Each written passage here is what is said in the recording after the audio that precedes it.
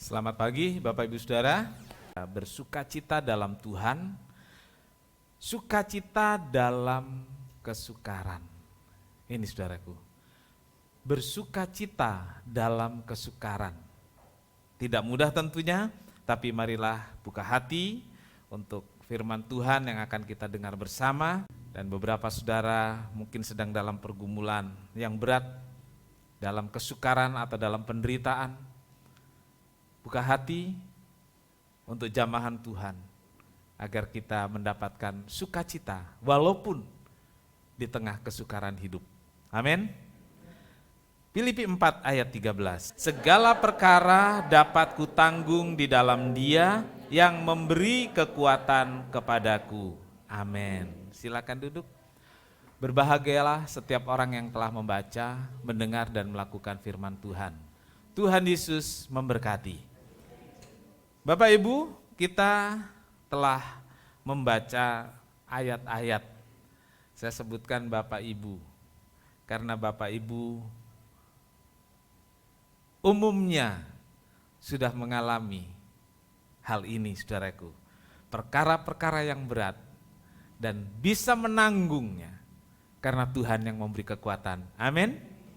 Satu hal yang aneh dan lucu, jika seorang meminta untuk bersukacita ketika kita berada dalam kesukaran, apalagi saat dalam penderitaan atau dalam kedukaan.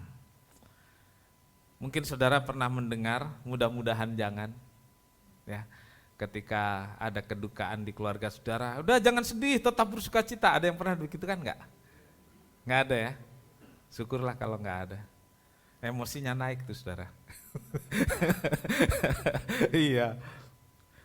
Tetapi sebenarnya untuk apa sih rekan-rekan datang, untuk apa saudara-saudara lain datang? Walaupun tidak dikatakan, tujuannya adalah supaya kita tidak larut dalam duka. Ya, tidak larut dalam duka, kita terhibur. Kita tetap tabah, kan seperti itu. Kalau dilanjutkan artinya supaya kita tetap bersukacita, tujuannya itu. Tapi kan gak ada lah yang ngomong, udah jangan sedih sambil nepuk bahu gitu ya. Yang meninggal mau udah seneng, kita juga harus lebih seneng, ada yang gitu gak ya? Tuh, ibu-ibu udah ada yang langsung begini, ibu-ibu loh itu saudaraku, udah ada yang langsung begini. Ya. Tapi tujuannya sebenarnya itu, sebagai saudara seiman, sebagai keluarga, tujuannya supaya kita tidak larut dalam duka. Nah, dan inilah yang sebenarnya terjadi dalam surat Filipi yang kita baca. Kalau dimulai pembacaan awal ayat 4, bersukacitalah senantiasa. Ditujukan kepada jemaat Filipi yang saat itu sedang dalam pergumulan penganiayaan karena nama Tuhan. Paulus minta kepada jemaat di Filipi untuk tetap bersukacita. Dan yang lebih hebatnya lagi Bapak Ibu Saudara, yang meminta ini adalah seorang yang sedang berada dalam penjara. Yang tidak kalah menderita, yang tidak kalah susah hidupnya karena ada dalam penjara. Saudaraku, dalam hal ini kita bisa melihat bahwa apa yang terjadi, situasi dan kondisi sulit bukan menjadi alasan atau tidak boleh menjadi alasan yang mempengaruhi sukacita yang ada di dalam diri kita. Ini harus digarisbawahi saudaraku. Kondisi yang sulit bukan menjadi alasan atau tidak boleh menjadi alasan yang bisa mempengaruhi sukacita yang ada di dalam diri kita. Sukacita yang memenuhi hati kita itu keluar, penuh di hati, keluar dan nampak dari cara kita menyikapi, ya, dari cara kita menyikapi masalah-masalah. Memang awalnya dilihat sukacita itu nampak dari wajah, orang bilang auranya, gitu ya, auranya. Tapi nggak boleh berhenti sampai di situ, saudaraku. Sukacita itu akan nampak bukan hanya di wajah, bukan hanya di aura saja, tapi nampak dari bagaimana seorang itu menyikapi apapun yang sedang terjadi. beratnya masalah yang terjadi, kesukaran yang terjadi. Nah, sikapnya itu menunjukkan sukacita yang ada di dalam hatinya. Saudaraku, ketika sesuatu yang berat dan menyulitkan terjadi, sukacita yang memenuhi hati kita, memenuhi hidup kita itu tidak akan terpengaruh. Bahkan sikap batiniah kita, sikap hati yang bersukacita itu senantiasa terpancar keluar, mempengaruhi sekitar kita. Ya. Jadi bukan hanya keluar dari dalam diri kita dalam hal menyikapi wajah dan menyikapi, tapi mempengaruhi juga orang-orang yang ada di sekitar kita. Area yang ada di sekitar kita terpengaruh. Kalau hati kita penuh dengan sukacita. Nah, hari ini kita lihat dua hal. Yang pertama, sukacita dalam penderitaan. Sukacita dalam penderitaan. Orang menderita harus tetap bersukacita. Enggak mudah, saudaraku. Dari kehidupan Paulus kita melihat satu gambar dalam surat yang diberikan kepada orang-orang di Filipi. Kita bisa melihat seorang Paulus yang mampu tetap bersukacita walaupun jalan yang dilalui naik turun, penuh dengan onak dan duri. Paulus mampu menjalani semua keadaan itu dengan melangkah mantap, melangkah dengan penuh sukacita, karena semua itu dijalani dengan melihat kehidupan ini dari sudut pandang Allah, dari sudut pandang ilahi, bukan dari sudut pandang manusiawi saja. Manusiawinya menjalani, tetapi cara pandangnya ilahi. Ini yang membedakan, saudaraku. Manusiawinya menjalani kesukaran, menjalani penderitaan, tetapi cara pandangnya, cara pandang ilahi. Ini yang membuat Paulus bisa tetap bersukacita. Nah, inilah yang harus kita belajar pada hari-hari ini. Terlebih dengan kondisi ekonomi yang kata banyak orang menyulitkan, ya. Kata banyak orang atau banyak orang juga mengalami, atau mungkin Bapak Ibu Saudara juga sedang mengalami hal-hal seperti ini. Karena itu kita perlu sukacita yang dari Tuhan. Sukacita yang mengalir dari hati. Sukacita yang membuat kita kuat.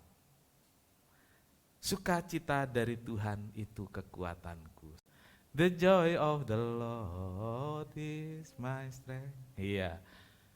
Kalau sukacita dari Tuhan, sukacita dari Tuhan, sukacita dari Tuhan itulah kekuatanku. Ya.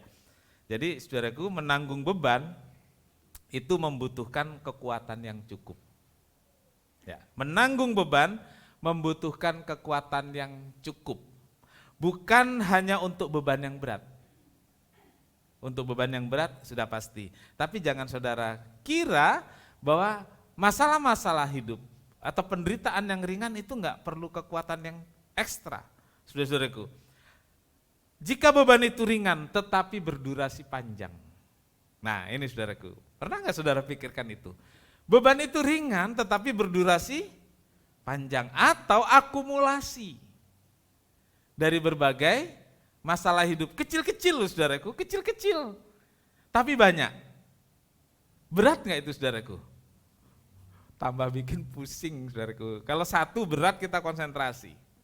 Ya. Orang mengalami kedukaan kuat loh saudaraku di hari-hari awal. Tapi kenapa menjadi lemah di hari berikut? Yang pertama tadi berat. Ditinggal orang terdekat, berat. Tapi di hari berikutnya itu kecil-kecil tapi banyak. Gitu. Jadi kalau di sini ada Pak Raymond petinju, ada pukulan yang keras, sekali pukul KO ya. Tapi ada yang enggak keras tapi sering, bisa bikin KO enggak Pak? Bisa ya, namanya apa? Mabok pukulan ya. Jadi bikin mabok pukulan. Nah, saudaraku, masalah-masalah yang kecil itu bisa bikin kita mabok, ya. Mabok masalah dan itu bisa bikin KO. Bisa membuat kita jatuh. Saudara-saudaraku, ini membutuhkan kekuatan ekstra untuk menanggungnya. Nah, tetap bersukacita dalam menghadapi kesukaran akan sangat membantu kita untuk menanggung beban berat hidup atau beban ringan tapi panjang, lalu kemudian bertumpuk-tumpuk, terakumulasi, jadi satu truk bertonasi tinggi yang harus kita tarik. Hanya dengan tetap bersukacita, kita bisa menanggungnya. Saudaraku, kita semua menghadapi beban yang bertambah-tambah. Beban yang satu selesai, masalah yang satu selesai, masalah berikut tanpa diundang. Ya, masalah berikut datang tanpa diundang. Tunggu selesai masalah yang satu baru datang masalah yang lain? Enggak lah saudaraku. Yang satu belum selesai, yang lain datang. Jadi saudaraku, kita semua menghadapi persoalan yang bertambah-tambah sehingga bertumpuk-tumpuk membuat beban hidup berat. Hanya dengan tetap bersukacita di dalam Tuhan, kita bisa mengatasi semuanya. Nehemia 8 ayat 11, lalu berkatalah ia kepada mereka, pergilah kamu, makanlah sedap-sedapan dan minumlah minuman manis, dan kirimlah sebagian kepada mereka yang tidak sedia apa-apa. Karena hari ini adalah kudus bagi Tuhan kita. Jangan kamu bersusah hati, sebab sukacita karena Tuhan itulah perlindunganmu. Dalam terjemahan lama, sukacita karena Tuhan itulah kekuatanmu. Ya, sukacita karena Tuhan. Ya, sukacita karena Tuhan itulah kekuatanmu. Itulah kekuatan kita. Itulah kekuatanku. Saudara-saudara, Nehemia dan orang Israel belum mendapat apa yang mereka inginkan. Belum mendapat apa yang mereka inginkan, yaitu membangun kembali tembok Yerusalem yang runtuh. Mereka sedang dalam perjuangan berat dengan banyak tantangan saat sedang membangun Yerusalem, tembok Yerusalem. Tetapi Nehemia menyemangati umat dengan mengatakan bahwa sukacita dari Tuhan itu perlindungan. Sukacita dari Tuhan itu kekuatan. Saudaraku, Nehemia bukan seorang imam. Nehemia bukan seorang Lewi. Nehemia ini adalah orang Israel biasa. Kalau mau dikatakan sekarang, Nehemia ini adalah jemaat biasa. Mungkin paling tinggi dia majelis atau pengurus gereja atau aktivis. Tetapi luar biasa saudaraku. Nehemia ini menyemangati orang-orang Israel. Baik warga biasa maupun yang sedang membangun. Ayo, makan, minum, jangan lemah. Semangat. Sebab sukacita karena Tuhan itulah kekuatanmu. Saudaraku, perhatikan kalimat ini. Sukacita karena Tuhan itulah kekuatanku. Nah, ini saudaraku, sukacita karena Tuhan. Bukan sukacita karena keadaan baik. Bukan. Bukan sukacita karena sudah disembuhkan. Bukan. Bukan juga sukacita karena berkat Tuhan yang melimpah. Bukan. Saudara-saudaraku, mungkin sedang tidak dalam berkat, tidak sedang dalam sehat, tidak dalam keadaan baik. Mungkin saja itu terjadi pada kita. Tetapi Nehemia katakan sukacita karena Tuhan. Yang umum terjadi adalah sukacita karena berkat, sukacita karena kesembuhan, sukacita karena keadaan baik, dan lain sebagainya. Pagi ini kita belajar tentang satu sukacita yang sangat berbeda, yaitu sukacita karena Tuhan, karena pribadi Tuhan. Orang dulu bilang karena Tuhan ansih. Jadi karena Tuhan pribadi nih.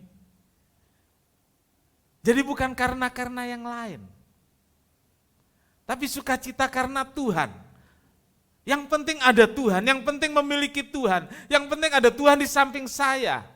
Apapun keadaannya, itu tetap membuat kita bersuka cita. Amin. Saudara mengerti yang saya katakan? Ya, sukacita karena pribadi Tuhan yang selalu ada dalam hidup saya. Itulah yang harus membuat kita sukacita. Saudaraku, mungkin begini saudaraku. Ada orang Betawi bilang, ada uang, abang beli sayang. Nggak ada uang, masalahnya kalau nggak ada uang, bisa nggak tetap sayang pada si abang? Kalau enggak, berarti sayangnya karena, saudara paham membandingkan ini dengan kita dengan Tuhan? Iya. Masa nggak diberkati Tuhan ditendang? Masa waktu kita sakit Tuhan belum sembuhkan, Tuhan disingkirkan? Kita nggak mau kan? Nggak mau singkirkan Tuhan waktu kita sakit? Justru kita harus dekati Tuhan. Kita harus cari Tuhan. Saudaraku, jadi bersukacita karena Tuhan pribadi. Ya, saya contohkan tadi untuk supaya saudara lebih gampang ngerti. Ya, bahwa jangan karena berkat saja kita mau bersukacita. Ya. Yang kedua di sini saudaraku, menerima semua yang terjadi sebagai pemberlakuan kehendak Tuhan. Menerima semua yang terjadi sebagai pemberlakuan kehendak Tuhan. Filipi 2 ayat 17-18, saya bacakan demikian, tetapi sekalipun darahku dicurahkan pada korban dan ibadah imanmu, aku bersukacita dan aku bersukacita dengan kamu sekalian. Dan kamu juga harus bersukacita demikian dan bersukacitalah dengan aku. Amin. Saudaraku, ada 4 kata bersukacita dalam 2 ayat dan isinya adalah penekanan. Padahal Paulus katakan, sekalipun darahku dicurahkan pada korban dan ibadah imanmu. Ya. Maksudnya gini saudaraku, bahkan di tengah ancaman kematian, darah tercurah. Itu ancaman kematian. Paulus sebagai terpidana mati, Paulus tetap bisa berkata dan menyampaikan, aku bersukacita. Aku bersukacita. Mengapa bisa demikian? Saudaraku, karena Paulus mau menerima semua yang terjadi sebagai pemberlakuan kehendak Allah. Ini saudaraku. Kenapa Paulus bisa bersukacita, bahkan mendorong jemaat Filipi, ayo bersukacita, saya ini loh yang besok mau mati karena imanmu, saya tetap bersukacita. Sekali lagi saya katakan tetap bersukacita. Saudaraku, Paulus berkata seperti itu. Sebab Paulus bisa menerima pemberlakuan kehendak Allah dan menerimanya dengan rela. Nah saudaraku, mengapa kita tidak bisa? Karena kita tidak mau menerima apa yang terjadi. Iya. Saya, saudara, nggak mau terima apa yang terjadi. Beberapa saudara dan saya juga punya pengalaman, nggak mau terima dengan apa yang terjadi. Ya. Kita mempertanyakan kepada Tuhan, betul? Ya. Kita mempertanyakan kepada Tuhan. Kalau nggak ngomong ya di dalam hati. Mengapa harus terjadi Tuhan? Kenapa enggak untuk orang lain saja? Kenapa saya harus mengalami ini? Mempertanyakan kepada Tuhan.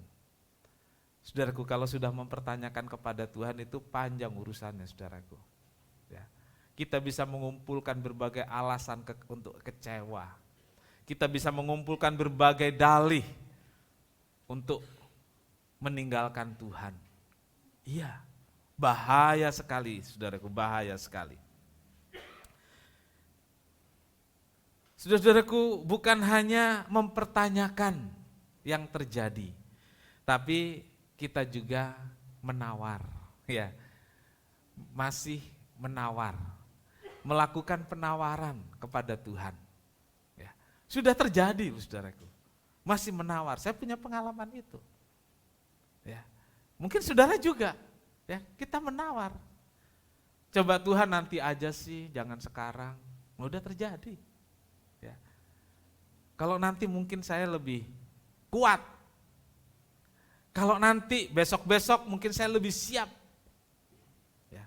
Kenapa sih pandemi harus terjadi waktu anak-anak masih kecil? Nanti Tuhan kalau sudah anak-anak gede, saya nggak repot. Kenapa pandemi terjadi? Padahal saya mau menikah tahun ini. Kan banyak masalah itu. Ya. Kemudian kita jalani, tapi kemudian kitanya nggak rela. Kita jalani loh saudaraku. Kita nggak rela. Nggak relanya gimana saudaraku? Setelah setahun, setelah 2 tahun, kita lewati banyak hal yang kita tadinya nggak bisa terima, kita masih bilang coba ya waktu itu. Gitu ya. Coba ya waktu itu. Kan ada seperti itu. Saudara pernah begitu gak sih? Pernah ya? Coba waktu itu gak begini. Coba waktu itu gak begitu. Kan seperti itu saudaraku. Kita jalani tapi kita tidak rela. Nah ini juga gak ada sukacita saudaraku. Yang ada sukacita adalah menerima pemberlakuan Allah dan kita jalani, kita bisa menjalaninya dengan rela, itu yang membuat kita bisa tetap bersukacita. Kalau kita tetap mempertanyakan, kalau kita tetap menawar, apalagi menolak, sukacita itu jauh dari kita. Tetapi dengan rela kita terima, dengan rela kita jalani sebagai pemberlakuan Allah, sukacita dari Tuhan itu datang. Dan itu mendatangkan juga kekuatan untuk memikul beban hidup kita. Puji Tuhan. Yang kedua saudaraku, sukacita dalam kekurangan. Ini pasti menarik saudaraku. Karena BBM baru, tuh kan melek saudaraku langsung, wah iya gitu. Saudaraku, sukacita karena atau ketika banyak berkat. Sukacita waktu sehat adalah hal yang biasa, tetapi tetap bersukacita. Tetap bergembira saat kekurangan. Tetap sukacita ketika harga-harga kebutuhan pokok naik. Itu adalah hal yang luar biasa. Amin. Siapa yang tetap bersukacita ketika harga kebutuhan pokok naik? Oh enggak ada. Oh ada. Ya. Terus mau gimana kalau enggak, saudaraku? Ya kan? Kita enggak jalani, kita enggak mau belanja. Kan enggak juga ya? Jalani. Tetap dengan sukacita. Gitu saudaraku. Yakin bahwa berkat Tuhan selalu tersedia. Berkat Tuhan selalu cukup untuk memenuhi kebutuhan kita. Amin. Ya, yakin itu saja. Ya. Burung di udara, wis pintar deh. Tinggal jalanin kan? Ya, tinggal jalanin. Ya. Filipi 4 ayat 10 sampai 12. Aku sangat bersukacita dalam Tuhan, bahwa akhirnya pikiranmu dan perasaanmu bertumbuh kembali untuk aku. Memang selalu ada perhatianmu, tetapi tidak ada kesempatan bagimu. Coba ini tadi, ini ketika saya baca ini kok tumbuh di cing gitu ya. Jadi aku sangat bersukacita dalam Tuhan bahwa akhirnya pikiranmu dan perasaanmu bertumbuh kembali untuk aku. Jadi gini saudaraku, rupanya jemaat Filipi ini udah gak peduli dengan Paulus. Dalam arti gak care lagi. Ya gak care. Paulus di penjara, mereka juga hidup sulit. Gitu loh. Tapi kemudian Paulus dapat lagi perhatian dari orang-orang di Filipi. Dia bilang, aku bersukacita bahwa akhirnya, ini saudaraku, akhirnya pikiranmu dan perasaanmu bertumbuh kembali untuk aku. Terima kasih jemaat. Akhirnya. Akhirnya gitu.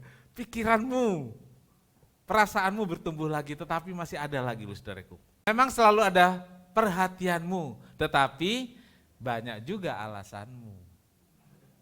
Betul gak sih? Loh, iya, cobalah kalimat ini dicerna, saudaraku. Ya, ada tumbuh perhatian, perasaan terhadap Paulus. Dan tadi Paulusnya berterima kasih kepada jemaat. Jemaat Filipi lu sampai bersuka cita. Senyum-senyum saudara, kelihatanlah yang senyum. Lalu ternyata belum jadi kenyataan. Karena Paulus bilang, memang selalu ada perhatianmu, tetapi terlalu banyak alasan bagimu. Dengan sopan dan halus Paulus katakan, tetapi tidak ada kesempatan bagimu. Pak, rupanya ini orang Solo, Pak. Beginilah cara orang Solo ngomong gitu ya. Betul ya? Iya, seperti itulah cara orang Solo berbicara. Langsung ketawa Pak Ketut ya. Oke, dalam menyikapi keadaan, langsung ayat tadi saya baca, aku sangat bersuka cita, ayat 11-nya, kukatakan ini bukanlah karena aku kekurangan, yes, sebab aku telah belajar mencukupkan diri dalam segala keadaan. Amin. Aku tahu apa itu kekurangan dan aku tahu apa itu kelimpahan dalam segala hal dan dalam segala perkara. Tidak ada sesuatu yang merupakan rahasia bagiku. Saudara-saudara, dalam menyikapi keadaan ekonomi yang tidak menentu, marilah kita belajar dari Paulus yang bisa tetap bersuka cita dan terus memberi dukungan untuk jemaat dan orang-orang lain agar tetap bersuka cita dalam kesulitan ekonomi. Rahasianya apa? Ini saudaraku rahasianya. Rahasianya adalah adaptasi.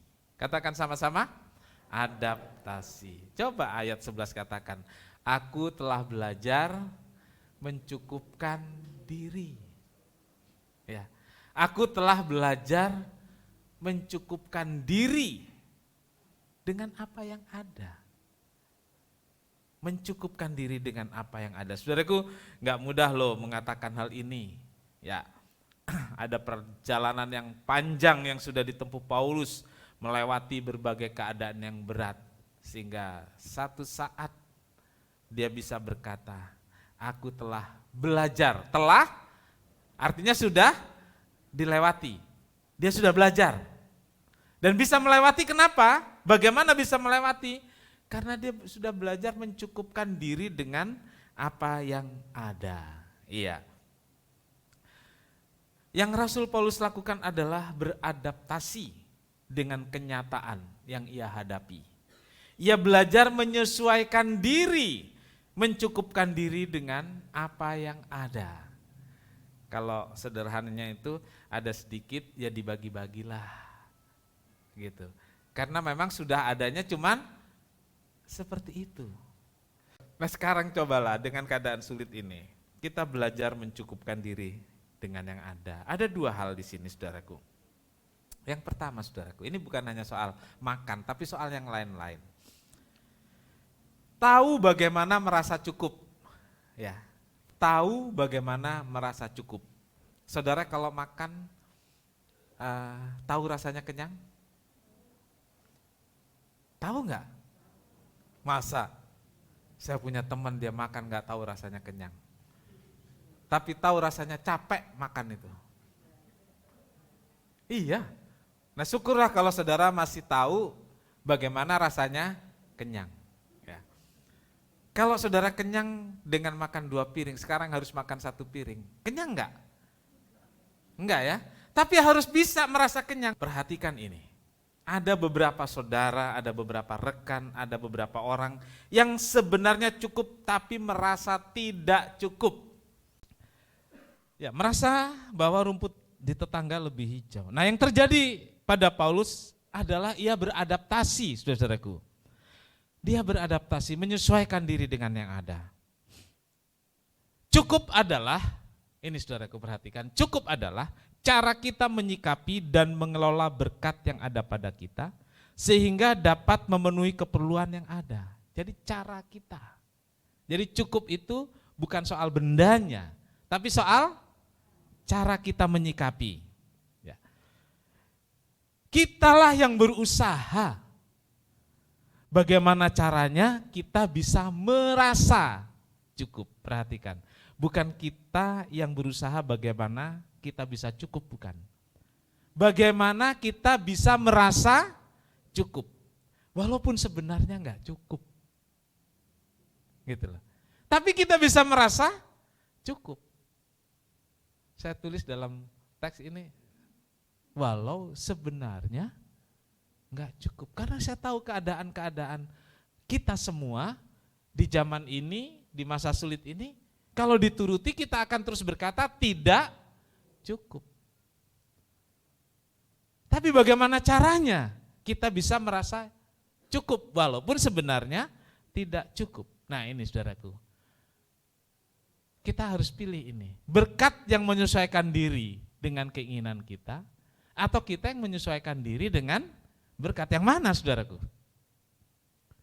Oke, itu sudah dibantu dengan tanda silang. Jadi bukan berkat yang menyesuaikan diri dengan kebutuhan kita, tapi kita yang menyesuaikan diri. Saudaraku, ada kapal berlayar, ada pantai. Yang mana yang menyesuaikan kalau mau berlabuh?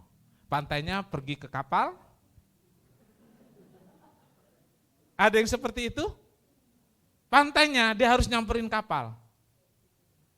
Saudara tertawa, tapi kita sering seperti itu. Kita sebagai pantai mengejar, ya, mengejar. Gak bisa saudaraku, kapal yang harus ke pantai. Ya, kita yang menyesuaikan diri dengan berkat-berkat yang ada, bukan berkat yang harus menyesuaikan. Nah, nanti kita di poin berikut ini akan tahu mengapa kita harus menyesuaikan diri dan beradaptasi itu. Kenapa banyak orang kehilangan sukacita dalam kekurangan? Karena tidak fokus pada apa yang dijalani. Keinginan untuk hal-hal lain. Saya membuat kalimat ini saudaraku. Fokus pada yang kita jalani. Kita kehilangan sukacita saat kekurangan karena tidak fokus dengan apa yang sedang kita jalani. Enggak fokus dengan apa yang kita miliki. Nah, keinginan untuk hal-hal yang harus dimiliki inilah yang membuat seorang kehilangan konsentrasi. Kehilangan fokus untuk apa yang sedang terjadi dan dialami. Ingat, hal-hal yang kita rasa harus kita miliki, itu lebih menarik, itu lebih kita pikirkan. Itu menghalangi sukacita kita. Perjalanan kita akan semakin sulit, perjalanan kita akan semakin berat, karena beban yang kita tanamkan dalam diri kita sendiri, keharusan yang kita tanamkan pada diri kita sendiri untuk memiliki sesuatu. Iya, saudara. Coba koreksi diri, gitu. Karena kita sudah tanamkan di kepala kita, harus memiliki ini, harus memiliki itu. Lalu mengalami keadaan-keadaan sulit sekarang, yang harusnya luar biasa besar, itu jadi beban. Itu membuat sukacita hilang. Terimalah keadaan apapun saat ini. Kekurangan ekonomi yang kita hadapi hanya membutuhkan satu kata, adaptasi. Hanya perlu adaptasi, saudaraku. Kalau banyak berkat, gampang adaptasinya. Kalau sedikit, perjuangan. Tapi itulah yang membuat kita bisa bersukacita. Yakin akan pemeliharaan Tuhan, ini saudaraku. Yakin akan pemeliharaan Tuhan. Kenyataan yang sulit diterima sebagai orang percaya adalah karena ternyata kita juga sebagai orang percaya harus menghadapi kenyataan ekonomi yang berat. Karena kita dengar banyak janji bahwa jadi orang percaya diberkati, jadi orang percaya melewati banyak hal yang indah-indah. Kita kurang dibekali dengan hal-hal yang memberi kekuatan untuk menghadapi hal kesulitan-kesulitan. Lalu kemudian saudaraku, ketika kita dihadapkan pada kenyataan sulit, sama seperti orang lain juga, timbul keraguan, timbul pertanyaan akan janji-janji pemeliharaan Tuhan. Saudaraku, Tuhan Yesus memberi perumpamaan yang sangat indah, real, yaitu tentang burung di udara. Tuhan pelihara, bunga di padang, Tuhan hiasi. Paulus juga punya pengalaman bagaimana ia menghadapi kesulitan dan bagaimana janji Tuhan dia pegang dan digenapi. Filipi 4 ayat 19. Allahku akan memenuhi segala keperluanmu menurut kekayaan dan kemuliaannya dalam Kristus Yesus. Kita baca-baca sama, Allahku lalu nanti keperluanku. Ya. Keperluan siapa? Keperluan saya. Ya, kita ubah sedikit untuk keyakinan pribadi. Allahku akan memenuhi segala keperluanku menurut kekayaan dan kemuliaannya dalam Kristus Yesus. Amin. Dipelihara, dicukupkan dengan ketersediaan yang tidak terbatas. Amin. Iya. Dipelihara, dicukupkan. Tuhan kasih lebih enggak? Itu nanti. Itu bukan urusan saya, bukan urusan kita. Urusan kita adalah menyesuaikan diri dengan yang ada, menikmati pemeliharaan Tuhan. Nanti kalau Tuhan kasih lebih, ya kita tentu sangat bersyukur, sangat berterima kasih. Tapi jangan hati kita, pikiran kita dipenuhi berbagai hal, keharusan untuk memiliki. Ya, satu hari nanti saudara akan capai itu. Ketika saudara umur 20-30, jangan saudara melihat orang yang umur 50-60 yang sudah settle banget. Saudara kok akan terseok-seok jalannya. Ya, bersyukurlah dengan yang ada dan jalani dengan sukacita, saudara akan semakin kuat. Yang terakhir, saudaraku, memikirkan kekekalan, bukan kekinian. Iya. Pikirkan kekekalan, bukan kekinian. Saya harap saudara ingat ini. Ya. Sederhana saja, saudaraku. Pikirkan yang kekal, bukan yang sekarang. Kehilangan sukacita saat berada dalam penderitaan atau kekurangan disebabkan kita hanya memikirkan yang kekinian, bukan yang kekal. Hal-hal kini, bukan hal-hal yang kekal. Hal-hal yang fana, bukan yang kekal. 2 Korintus 4 ayat 18. Ya, 2 Korintus 4 ayat 18.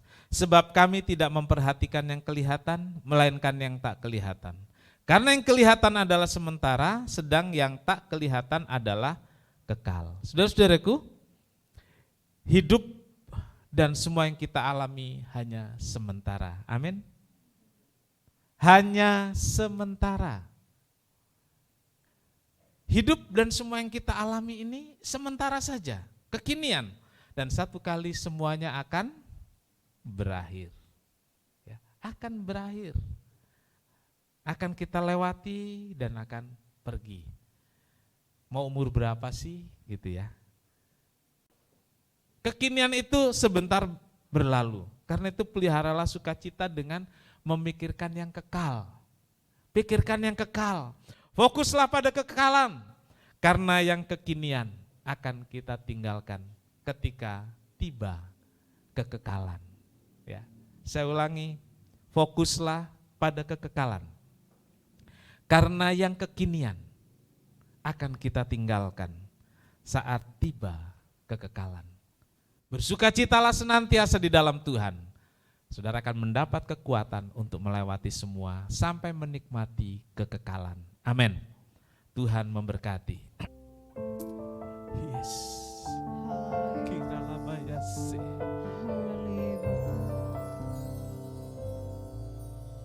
Semusim berlalu, namun kau selalu peliharaku.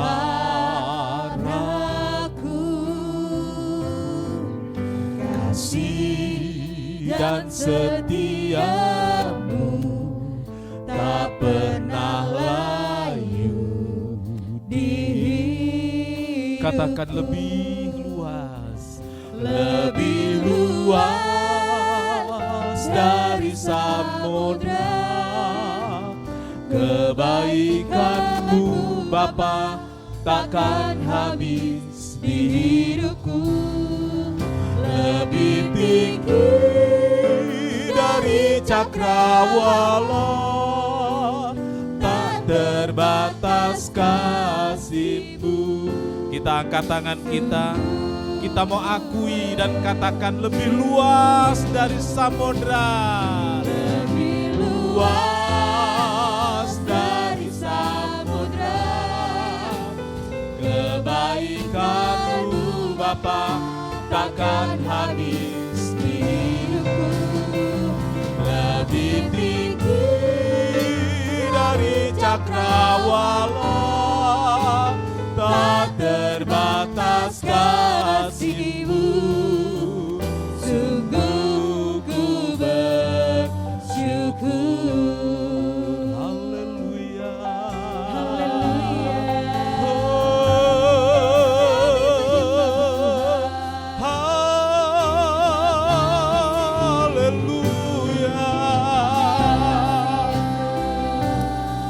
Haleluya.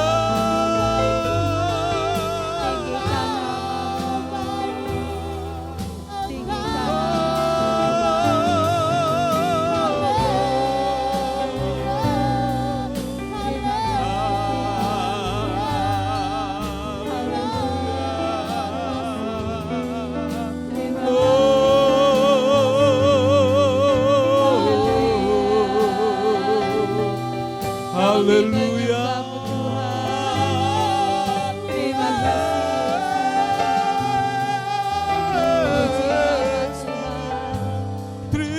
Terima kasih.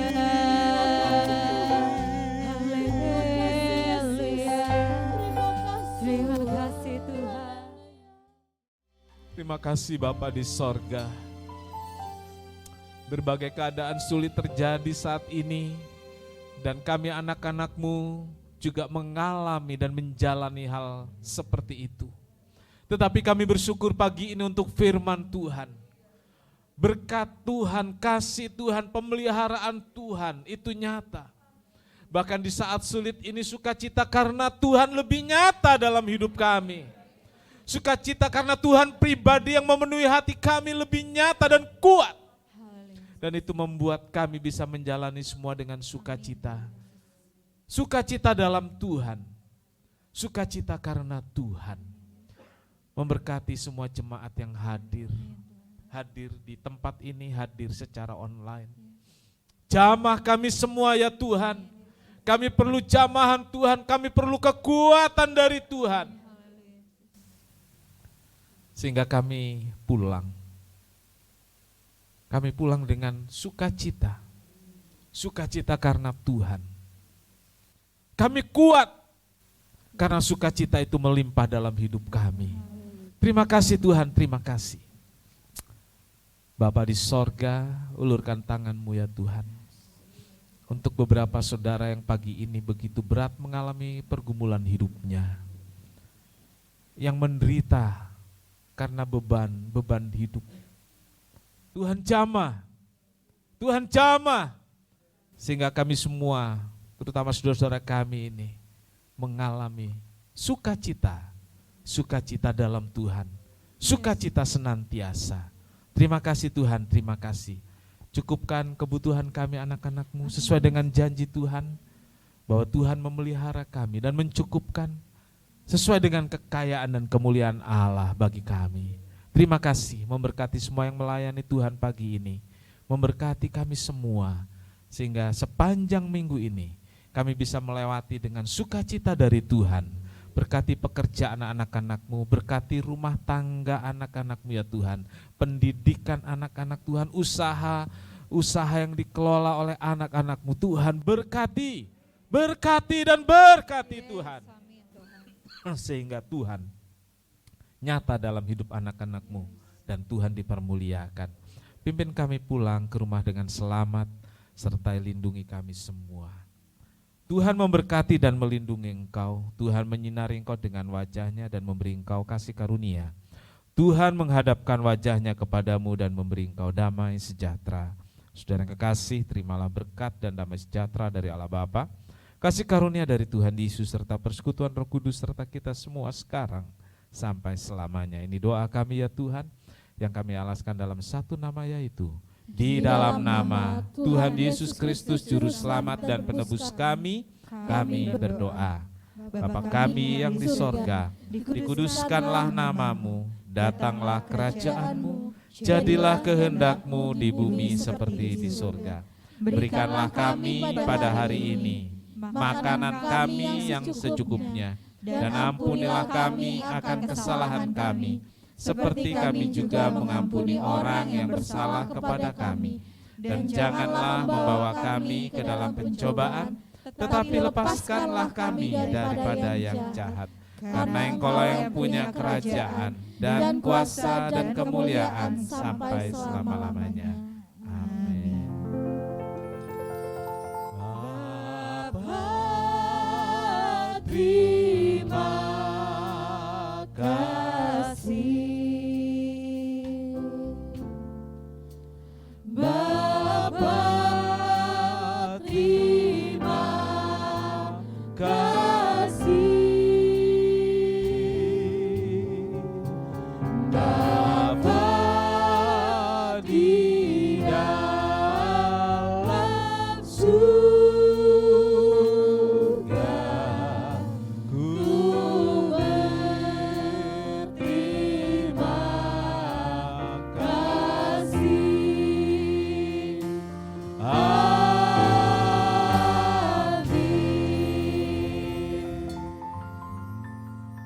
Silakan duduk.